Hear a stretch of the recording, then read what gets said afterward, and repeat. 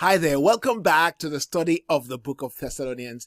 This is now a bit more information on the introduction. We're going to look at the place. What did the place, the Thessalonica, what did it look like in Paul's day? Let's take a look here now. Now, if we consider that, looking at the map, you would see that Thessalonica was so close to Philippi, and it was in the region of Macedonia. So when you hear about Macedonia, even though when Paul talks about the Macedonian church, it generally refers to the Philippian church. But Philippi is right close to Thessalonica.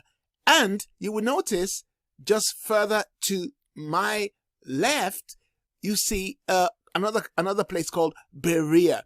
Berea was the place where it said about them that they were of more noble character than the people of Thessalonica, because they received the word of God with great eagerness and searched the scriptures daily to see whether the things that Paul said were true. So they were very studious. They were at that time more studious than the Thessalonican people. However, let's not confuse this with the fact that Thessalonian church, actually had a lot of faith, and their faith was being a model to other people, not only in Macedonia, but also in Achaia.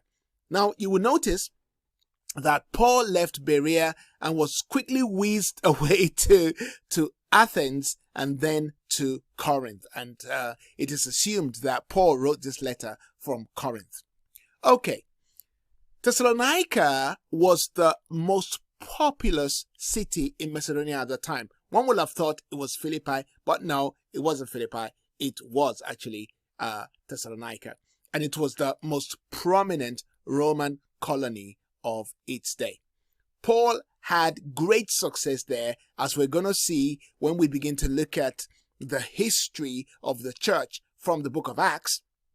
You would notice that Paul had success not only from Jews, but also from Gentiles as well.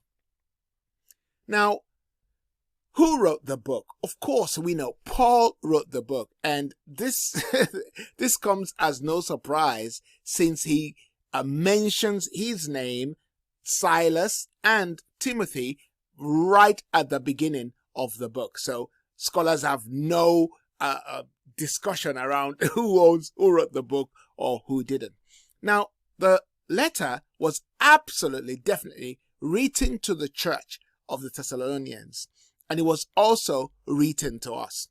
Yes, it was written to the Thessalonians, but it was written to us. So we can look at it from those two angles. What did the church of Thessalonians get from this letter when Paul wrote it? Well, Paul encouraged them, Paul counseled them, Paul consoled them, Paul urged them, Paul reminded them on how to live, not to live like pagans, but to live the way that God prescribed for them.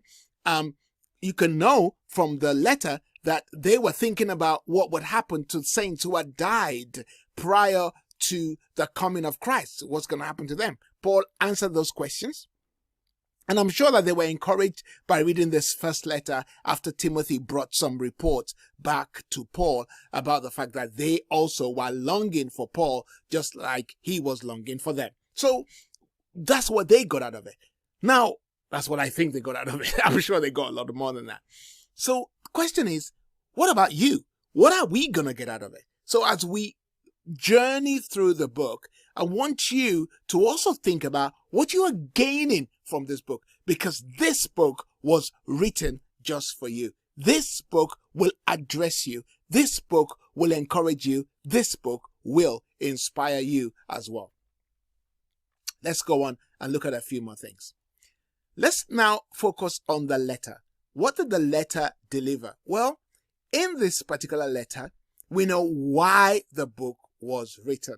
It was a response to news that Paul had got from Timothy. Timothy has been sent to Thessalonica because Satan hindered Paul from going. So he released Timothy. That in itself is worth of us considering for a moment.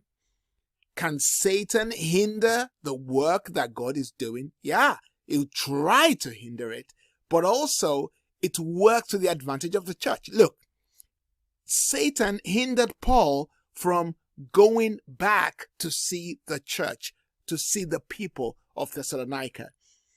But that precipitated the need for Timothy to go.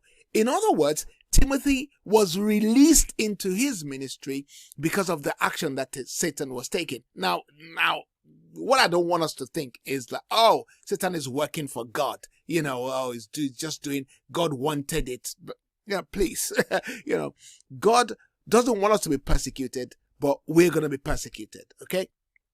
So my view is that even when Satan does his work, we need to understand that all things work together for our good, for those who love God and are called according to his purpose. That's what we're reminded in Romans chapter 8. And we need to consider that when we think about Satan's work. So here we find that Timothy is being sent. He brings news and questions, and Paul is able to respond to those questions and the news that they brought. That was the reason why the book was written.